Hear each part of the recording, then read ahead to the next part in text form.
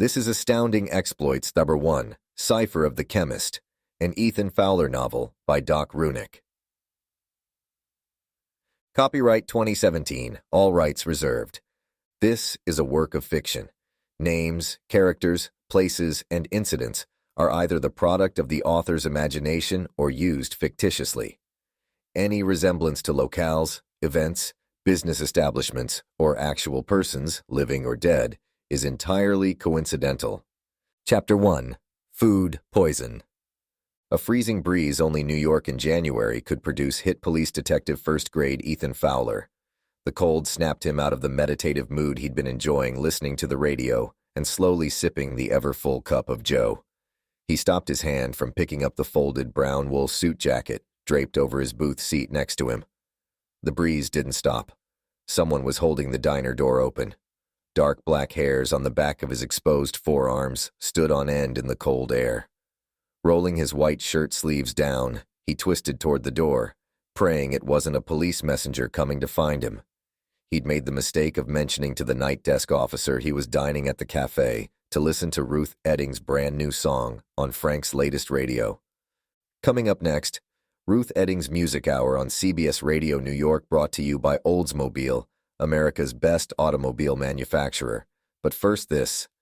The announcer's voice came from the glistening walnut cabinet radio, mounted on the wall only 6 feet away, just behind the white rounded counter. The last thing Ethan wanted right now was to be called away or for something noisy to start. All the patrons seated around the diner were regulars, most of them here to listen to the radio shows and enjoy a nice dinner out with folks. The cafe's faded blue wooden door, with its filmy half-glass top, was held wide open by a short fat man in a thick sailor's jacket that was too tight for him. Only triple-stitched brass buttons of a quality sailor's peacoat could withstand the corset-like abuse of the man's midsection's attempt to escape. Ethan wondered how the short fellow secured the buttons to begin with. The turned-up collar protected heavy jowls from the wind, and his head was encased in a fur hat that looked like a month's pay. Everyone else in the small cafe had stopped what they were doing to stare.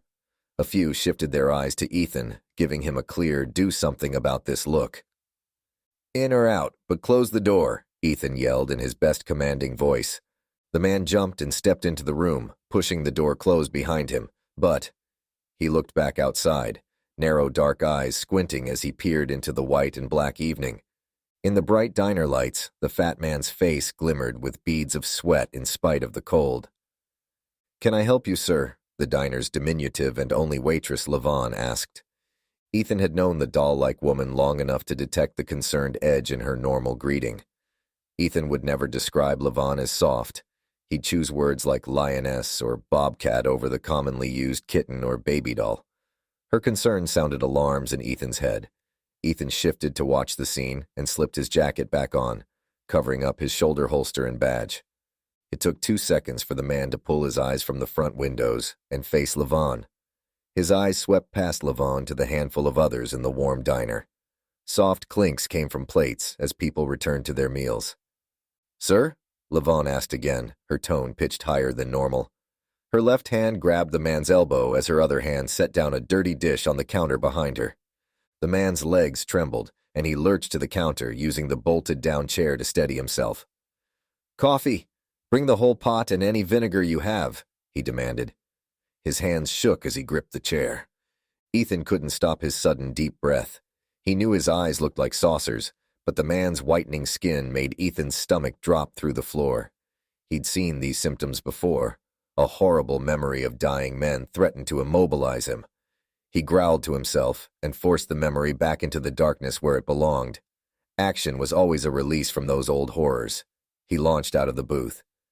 "You daft?" Levon asked. "Coffee," the fat man bellowed, drawing attention from the other patrons. Ethan weaved behind the counter, grabbing the pot of coffee as he passed. It was full and fresh. "Here," Ethan said, holding the pot out over the counter at the man. "Levon, get the vinegar from the kitchen, and don't let Frank slow you down back there. Bring ice water and mustard, too."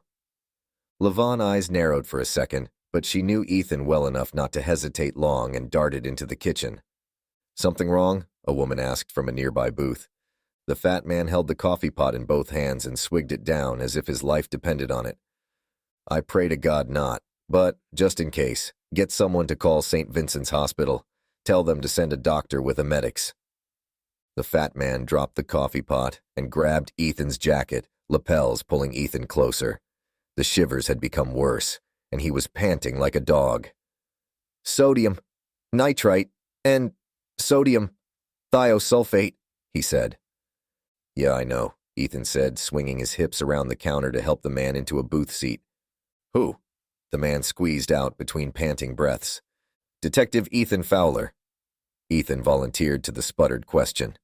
The man nodded and released his hold on Ethan's jacket and slumped forward, his head almost touching the tabletop if not for his ample belly that held him wedged upright in the booth. What do you want this for? Levon said, clunking the bottles of vinegar and mustard on the table.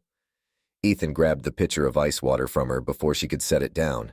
Without preamble, he knocked the four hat off and poured the water over the top of the fat man's head, dumping the remaining ice down the man's back by pulling the collar out.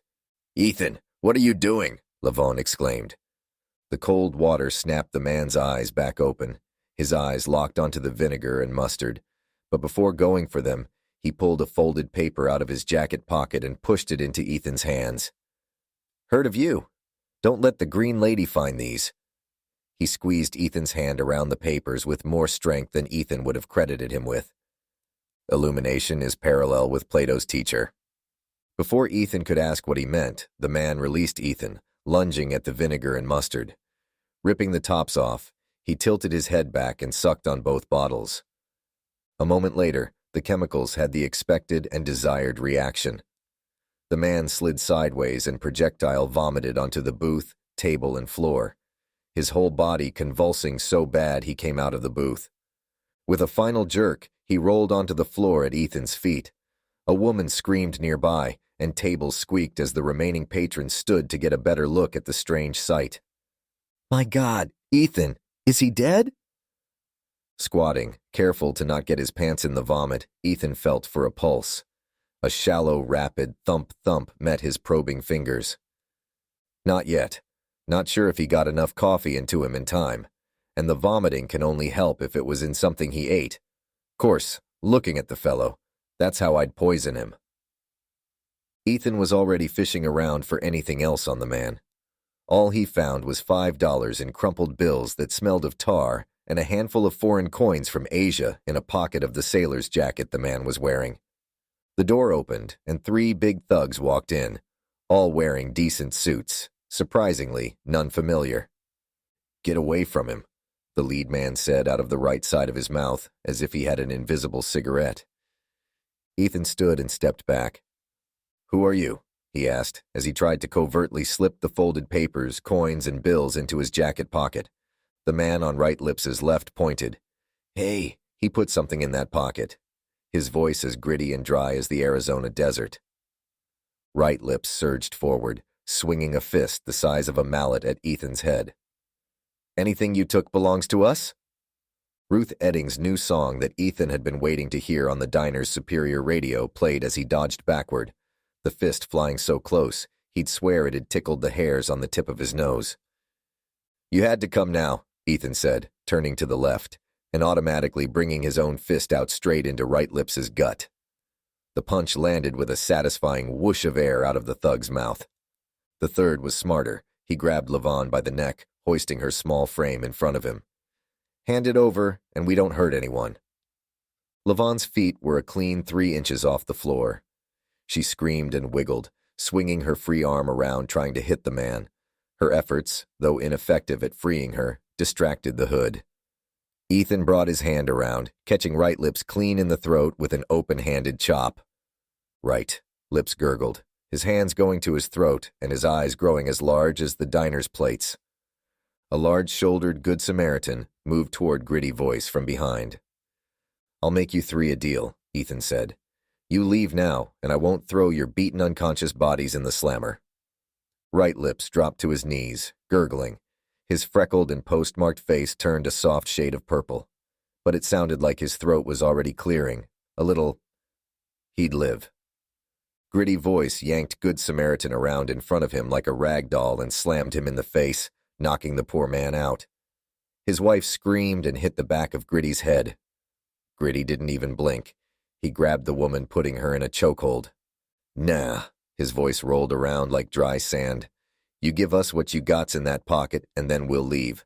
You do anything more, and everyone here will suffer. Ethan sighed. They never took the easy way out. Why was that? The two standing hoodlums smiled, thinking his sigh a surrender. He moved his hand toward his pocket and stepped closer to the man holding Levon. Before Nothing to Say could react, Ethan's other hand snaked up, hitting the ulnar nerve. The brute grunted deep in his throat as his arm went limp, releasing Levon. Ethan caught Levon's arm and pulled her away, throwing her childlike thin frame behind him. Gritty's mouth dropped open, and his hand tightened on his hostage's throat. Grabbing the sugar jar from a table, Ethan slammed it over Nothing to Say's head, knocking him cold before throwing the remains of the broken jar at Gritty's face. Gritty yelped, ducking, and let go of his hostage. Ethan moved in right behind the flying sugar lid. Grabbing Gritty's arm, he jerked the man away from the poor woman. Gritty tried to get his other hand up to defend himself, but Ethan kicked hard, continuing to hold the man's arm. His kick thudded like a bass drum in the diner's narrow-tiled space. Ethan could hear the cracking of Gritty's ribs breaking. The man spit blood, and Ethan let go of him as he fell to the ground, moaning. Just as Gritty hit the ground, the door opened. Ethan turned toward it, fists coming up to the ready. A white-jacketed man with a black doctor's bag stepped in, and staying back from Ethan looked over the carnage. Two nurses with the red crosses stitched into their white winter coats stood behind the doctor, holding the door open. Ethan pointed at the fat man. Him first, doctor. He's been poisoned. Waving at the three men collapsed around him, he smiled. I'll have the prison doctor check these men out later. The doctor moved around Ethan to the fat man and checked for vitals. Do you know which poison? He asked. Not precisely, but it looked like that prussic acid stuff used in the war. He asked for sodium nitrite and sodium thiosulfate, he said. The doctor frowned. I think that's right. I need to get him to the hospital. A cold wind hit Ethan's back, along with an odd shiver not caused by the cold. Turning to face the door again, a pair of orderlies with a stretcher were coming in. A shapely woman dressed in a skin-tight emerald green, ankle-length dress. With a tight, thick green wool jacket, was holding the door open for them. Ethan realized his hand was holding his shoulder gun's grip under his jacket. He didn't remember moving his hand there. He opened his fingers. Brushing the front of his jacket into place, he eyed the woman. Something about her made him button his shirt, cuffs, jacket and shirt in order.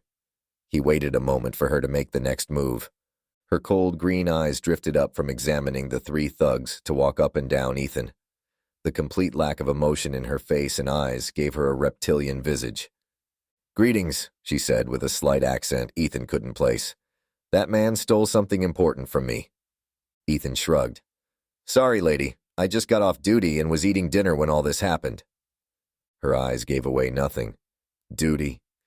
I'm Detective First Grade Fowler. He pulled his suit lapel open to expose the police badge affixed to the gun harness. Are these yours? He waved at the three hoods sprawled on the floor. The smallest of smiles touched her lips. No, but I'll accept their condition as your credentials. I'll pay you 10 times your salary if you join my guards. And there is a $6,000 reward for returning my property. Ethan raised an eyebrow at the sums being tossed around by this woman. It wasn't exactly a bribe, but he could see she wanted him to drop the whole matter. The amount offered would have him set for life, if he was the type to accept bribes. Of course, living long enough to enjoy the offered money seemed unlikely. Something about this absinthe-soaked lady set his teeth on edge. Sorry. Whatever this fellow has is police evidence. If he's a thief, you need to make a statement at the station. Detective, it is only a little piece of paper, not worth anyone's time. A curiosity sent to me. The sibilant lilt to her voice seemed to curl around him, cocooning him from the hubbub. Her lips kept the fraction of a smile, as her unblinking bright jade eyes held Ethan's. This man borrowed the coat he is wearing from my friend, and all I want back is that small, unimportant paper in his pocket. It is stamped with my sign, proving it is mine. She lifted a hand to show a golden ring with a falcon silhouette surrounded by an interlace pattern that looked vaguely Roman. Her hand twisted, making the light flash off of the ring in a bright pattern. Ethan's eyes followed the hand motions into direct contact with her jade eyes that sparkled with golden specks like the ring. Ethan could not take his eyes away from the woman's. What she said made sense. Even at first glance, Ethan knew the coat did not belong to the fat man. If it was borrowed, that would exp. An orderly stepped into Ethan as they lifted the large man onto the stretcher, shoving Ethan into a table edge with a painful hit on his leg. "Sorry, Detective," the man said, continuing to work his way backward past Ethan. Ethan blinked and looked around him, his ears filled with the loud noises of the diner. His left hand was in his jacket pocket holding the papers. Ethan shook his head and looked at the controlled chaos around him. What just happened? "Detective Fowler, I'm taking him to the hospital. I'll send word to your precinct if there is any change to his condition." "Thanks, Doctor." Ethan nodded and turned back to the door. The woman was gone. Thank you for listening. Before you go, please help support this channel by clicking like and subscribe. Now, my fellow mystery enthusiasts and lovers of all things noir, would you like to step into the shadows of 1930s New York with Detective Ethan Fowler? I'm excited to give you this peek into the world of Detective Ethan Fowler, the tough-as-nails NYPD detective, with a knack for unraveling the city's most perplexing mysteries. 1930s New York City was filled with hidden dangers, shadowy figures, and unsolved mysteries. Where every corner turned revealed another heart-pounding adventure. That's where Ethan Fowler comes in, a former WW1 hero turned detective, whose sharp wit and keen eye for detail make him a force to be reckoned with. But here's the catch. The full pulse-pounding experience of Ethan's adventures is just beyond the veil of the next story. If you can't wait that long, there is an exclusive community where you can not only talk with others about these thrilling tales, but also get early access to the next book. There are even those who take the plunge to get access to the drafts as they are being written. To dive deeper into the gritty streets of New York and uncover the secrets Ethan Fowler wrestles with every day, come join our community. Community members are the first to access all the thrilling narratives, detailed insights, and engaging discussions about the astounding exploits of Detective Ethan Fowler. You'll find the Astounding Exploits community at reamstories.com/runeick. The link is also in the description below. Join today and unlock the door to a world of intrigue, mystery, and non-stop action of the enigmatic paths of 1930s New York City. Your subscriptions help sustain these stories and all their associated costs. Again, thank you for listening. I hope you've enjoyed this episode.